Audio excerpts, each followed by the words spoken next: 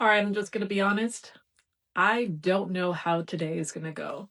Today is episode 12 of the Be in the Room series, live expert series that I have been doing throughout the month of January. And today is a big day, is a special day, because today is the day that I'm actually launching or releasing the book, Be in the Room, How to Stop Shrinking and Start Leading with Purpose. And originally, the topic for today was supposed to be around redefining enough and talking about, hedonic adaptation, which is a concept that I'll get into, whereby, every time we accomplish a milestone, we move the needle on ourselves, we move the goalpost on ourselves. And I figured instead of me going into what I've been usually doing through these lives, which is doing like a big teach piece, I would actually show you maybe what that looks like in real time right now on a day like today where I am achieving a major milestone.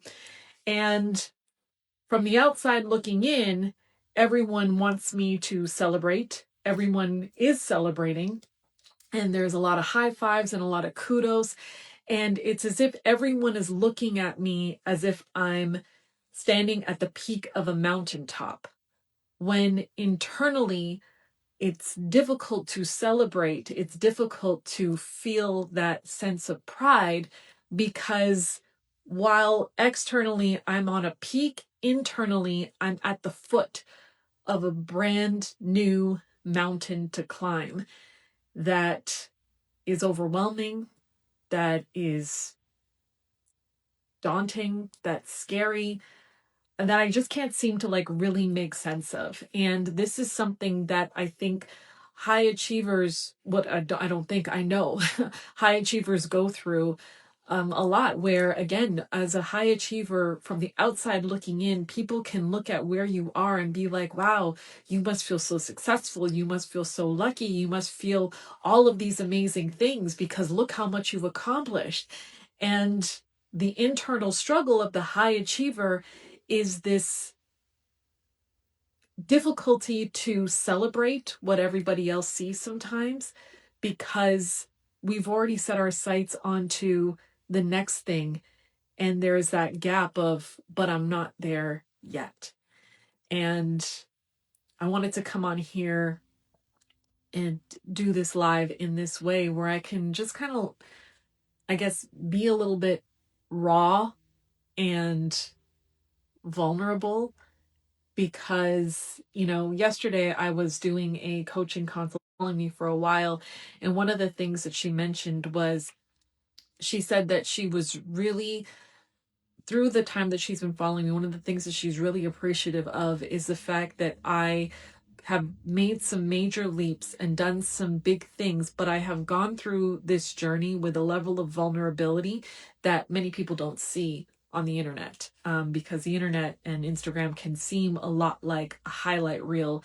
And, not even on the internet, but even in real life leadership, a lot of times, when leaders get up to speak or, deliver messages, they're often talking about struggles that they had in the past and how they overcame them. How many people are actually showing up in real time and saying, like, I'm scared?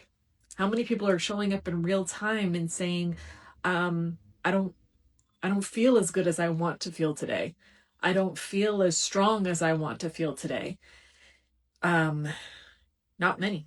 And I could deliver this live 6 months from now and talk about all the things that I felt on this day, like today, and how I overcame them and what I did and what I thought and where I am now, and just see everything works out.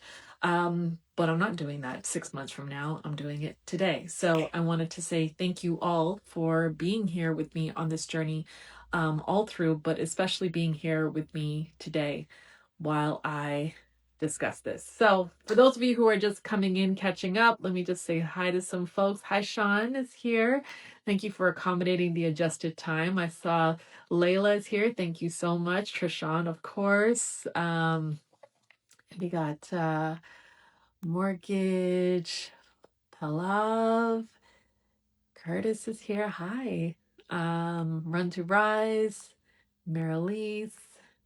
Honey Healing, nice to see you. All right. And Sean, thank you so much. Thank you. Thank you, thank you, thank you. For those of you who are, and Mr. Natty Gaines, who's just been following me on this live journey, I've seen you every day here, so it's really cool. It's really cool to see the same people come in over and over again. So for those of you who are just tuning in, today is the day that I have launched, or my book, Be in the Room, How to Stop Shrinking and Start Leading with Purpose, is now available. And this book, one of the things that I've shared today is, I know that the big trend right now is people throwing back to 2016. And I remember watching people's 2016. I'm just going to be honest with you. There was a part of me that wanted to jump on the trend, because when you see so many people doing it, you're like, I want to throw back to 2016. But then there was a part of me that felt like a little sad, because, and I'm just going to preface this by saying it's messed up that it's sad. I know it, but I'm letting you in on just the raw thoughts. Okay. Because I remember, now that I'm in LA and I have all these, friends who are in LA and, doing some really cool and interesting things, and just seeing their throwbacks, and their throwbacks to 2016s were like them launching big projects, being on big stages and promoting things and being in rooms and meeting like cool celebrities. And I don't know, there was this sense of like, and then I went back to my 2016 thing, just to be like, what was I doing then? And I was starting the family. Most of my 2016 was, working and kids and that. And as much as 2016 was such a great year, again, that feeling of like, man, these people have had so much more time to build something cool. These people have had so much more time. While I was like raising small kids, these people have been building their business. They've been building their journey. They've been building towards these cool goals. And it started to make me feel a little like behind. And it's messed up to say, and I know it. So don't judge me for saying it. We all have thoughts. We all have thoughts, and they're not necessarily rational. But again, it just kind of comes along with the territory of what we're talking about now, about how even when we have achieved these milestones where we feel like, oh, it's enough, or I'm going to feel, when I get to this milestone, I'm going to be at a 10, that we keep moving that on ourselves, and we reset to a level 7 of dissatisfaction. Just no matter what milestones we reach. I have got beautiful kids, and I've got a great family, and they've had a wonderful childhood, and yet still in that moment, I didn't remember 2016 as a 10. I remember 2016 as like a 6 or a 5 in comparison to other people. And that moment was kind of like ick or hard, and I didn't want to share my 2016 throwback, partly because of that reason. And then it wasn't until today when I really started to think about this book launch and how I was feeling. And I went back to something that I created back in 2022. And what I realized is that there was a speech that I delivered in 2016 that was really the moment that this whole mission became something for me. The moment where I knew that I don't know what it's going to look like. I don't know what I'm going to do. But what I do know is that there needs to be more of this in the world. In a sense of, I delivered a speech at a corporate event for National Women's Month. And the speech was all about how I had ascended to an executive level position in this major corporation, and I didn't feel like I belonged there. How when I first received the offer to be promoted, my instinct was to reject it, because despite all of my accolades and my achievements, I didn't think that I made sense. I was just like, why would you pick me? I don't look like you. I don't drink beer. I don't watch hockey. I'm not a male. I'm not white. Like, pick someone who aesthetically is going to make sense. Because if you put me in that position Everyone is going to be asking the question that I'm asking myself right now, which is, why me? And right now, I don't have an answer for that. I don't understand why I'm being looked at as the next level of leadership. And I want it out. And I shared this story and I shared how I overcame it. And I was sharing it just as a means to just talk about my journey, talk about my experience. But what I learned in that after that speech was so many incredible Black and brown leaders in the room came to me afterwards and said, oh my gosh, we're pouring with gratitude because for the first time they heard the thoughts in their own head being said out loud. For the first time, they were able to say, like, I didn't think it was possible for people like us to get into that position. For the first time, people started to feel less alone and they started to find more hope. And that's when I realized that my experience wasn't an individual experience, but it was something that was more universally shared. And the more I shared it, the more people were able to see for themselves. And I was like, I don't know what it's going to look like. But all I know, and I remember coming on Instagram right after and saying this, and I can't find the footage, but I don't know what this is going to look like. But what I do know is that I need to find a way to do this more. And that started to plant the seeds towards me now launching my own business, which was about getting coach certified, which was about, not only just like ascending into new levels of leader and owning the room myself, believing for the first time that I belonged in the room and showing up differently because of that, but also recognizing that it wasn't just about me being in the room, but it was about unlocking others to be in those spaces. It was about and not even just my spaces, but in their own relative spaces. It was about my daughter who at 9 years old, when you asked her, what do you want to be when you grow up? She said, I don't know, like I want to be on HGTV as a, interior designer, but but only white women get to do that. So I don't know, maybe I'll be a teacher. Or my son who wanted to be on YouTube. He wanted to be a YouTuber, but his strategy for gaining notoriety on YouTube was to hide his identity because he believed that if people knew that he was Black, that he wouldn't get the amount of subscribers or likes or whatever it was to make it as a YouTuber. And these were my kids. These were my kids who I told all their lives, who grew up with the narrative of you can be anything you want to be. And yet, when they looked around at the rooms that they wanted to be in and couldn't see themselves, they decided, well, those rooms are just not for me. And they removed themselves from the conversation before they could, because they expected rejection. And this is where that, for me, became part of the mission, was because I want for one day my kids to walk into a room, be able to scan it and see other people who look like them and believe that they belong in that space, believe that they deserve to be in that space, believe immediately that they can be valued. And this is so much of why I've embarked on a mission to create a coaching practice that is specifically catering to Black and brown leaders. It is so much of why I come on here and do these lives and take the training that, people are investing in their white leaders to obtain and giving it to the people who maybe don't have access or who might be overlooked because of these things are so powerful. And it's the reason why I'm bringing this book into the world. And yet, after all of that, I'm exhausted. I'm tired. This is what I didn't want to do on this live. I'm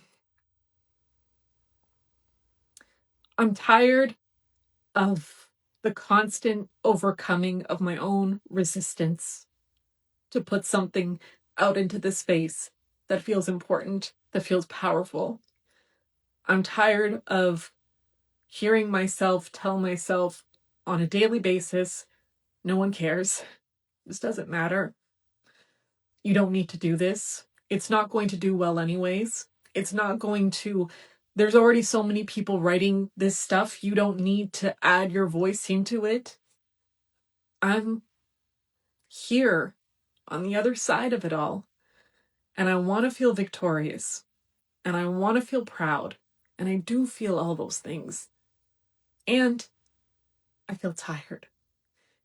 And I don't feel as hopeful as I want to feel. Because I've moved the goalpost on myself. Because now that the book is published, it's not about publishing the book. It's about something else. It's about the conversations that need to come after that. It's about the stages that I'm not yet on. It's about the podcasts that I'm not yet featured on. It's about all the things that I'm not yet. And that's what we do as high achievers, where it becomes so difficult to celebrate the space, celebrate the victory. Because by the time we've reached that summit, we've already built a new mountain, and we're not there yet. Which is why you cannot tie your happiness, you cannot tie your worth to achieving milestones. It doesn't work. It just doesn't work. It doesn't work because as soon as you achieve it, you're going to move it again.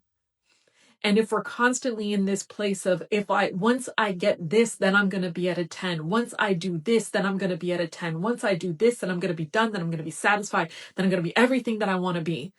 Just know that that is a constant evolution, a constant chase. And if we delay our happiness until we reach that milestone, I want to be proof to you today that reaching the milestone is not all happiness.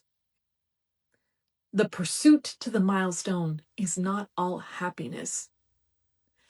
So do not delay being happy.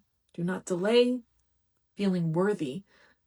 Do not delay finding ways to find fulfillment in the journey, because the summit is not what you think it is.